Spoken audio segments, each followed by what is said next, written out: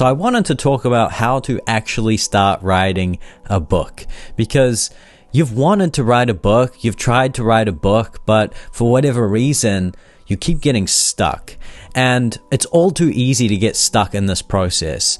You know, it's so easy to start writing a book, to start chapter 1, and then you just can't make it much further than chapter 1 or chapter 2. I've experienced this all the time, and I think most writers experience this, right?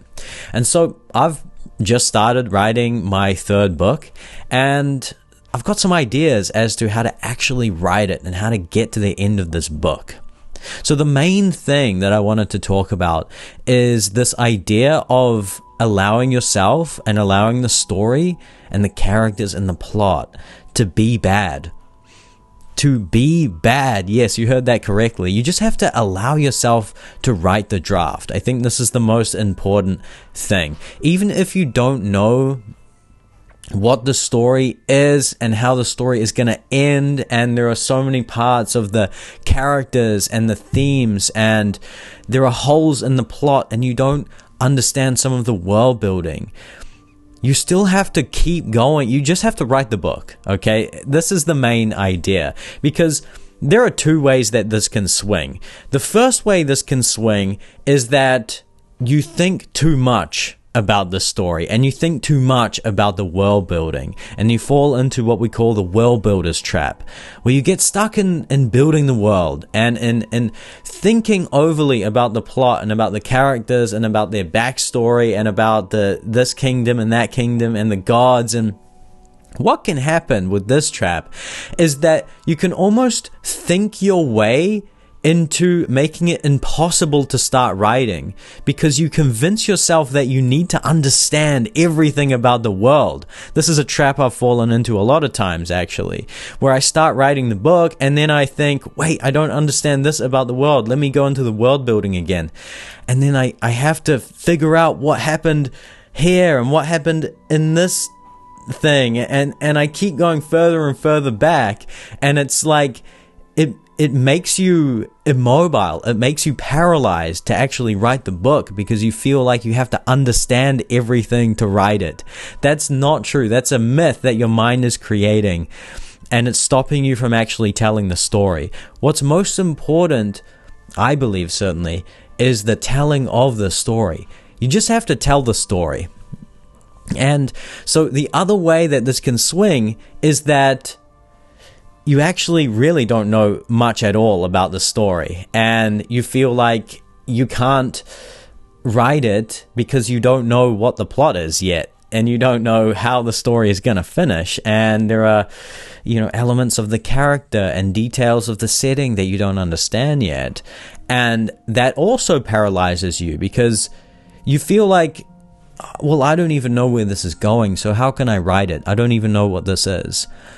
And the anecdote to that is to actually just write the story, because I feel that, the most important thing with writing, in my opinion, is, not in my opinion, probably in the opinion of so many writers, is actually just writing words and building momentum, right? You have to build momentum. You just have to start allowing the words to fall onto the page, or the words, the ink, to settle onto the page before you, and it has to be like a waterfall that flows. And I feel that when you allow yourself to be bad, and when you allow the story to be bad, and the characters to be vague, and certain details of the plot to be undefined yet, that is how they define themselves. They define themselves through the action, through the writing of the story. These are things that I've just learned from my own process of writing 2 books now. I've written 2 books, and I've just started the draft of my 3rd book. Of course, I have tried to write other books before, but I fell into some of these traps that we're talking about here. And so with this one, this is a particularly challenging one for me, because this book that I've just started writing, it's set in an underwater fantasy world, and I've had this idea for like 5 years now. This idea of an underwater epic science fiction fantasy story. I have a lot of the details of the plot and some of the world building, but there's so much that I don't understand about the ocean. There are so many details of the ocean that I'm clueless to. I have no idea. And I have no idea what the plot is gonna be. I don't know much about my protagonist, Okarun, but I know that he's noble, and I know that he is dignified and believes in the truth. That's pretty much all I understand about Okarun, and I've got this vague idea of how the story starts, what the inciting incident is, where this giant shell appears, just manifests miraculously at the outskirts of this underwater village, and the characters don't know what's in there, and they send Okarun in because he's kind of like this prisoner. He's a heretic. They send him in there, and I actually don't know where this is going, and that actually really excites me. I like the idea of not knowing where the story is taking me, because here's the next thing that I wanted to say. Something that I've learned from my previous 2 books is that the book and the story grows with you. Right? I really believe that stories, they are already existing out there, and it's almost like we are finding puzzle pieces for these books that we're going to write in our lives and in our life journey. And so I feel that I'm in no hurry to write this book. This book is going to naturally emerge so long as I show up and keep writing it. As I live my life, I feel that I'm going to find more puzzle pieces for this story. That's the main message with this video that I wanted to share with you, is that firstly, you just need to write the book and to allow yourself to be bad so that you can write the book and progress with chapter 1, chapter 2, chapter 3, and so on and so forth, and get to the end. Get to the end of the book. Make a promise with yourself that you're going to do that.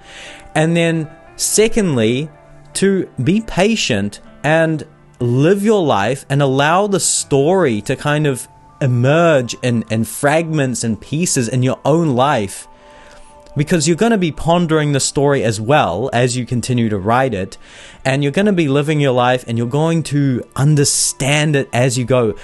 It will become clearer and clearer, and maybe it might take a year, it might take half a year, it might take several years, but eventually the story is going to have so much clarity in your mind, and you're going to see it clearly.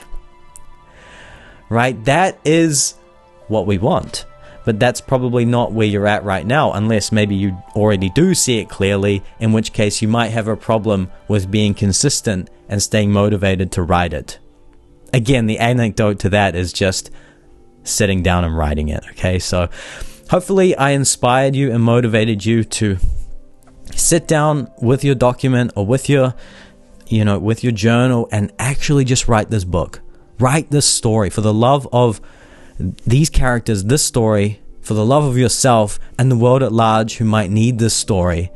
Write the book, okay? Write the book. So yeah, that's the end of this video. Thank you so much for watching, and I'll put the video there. All right, don't forget, the journey has only just begun. I'll see you in the next one. Bye-bye.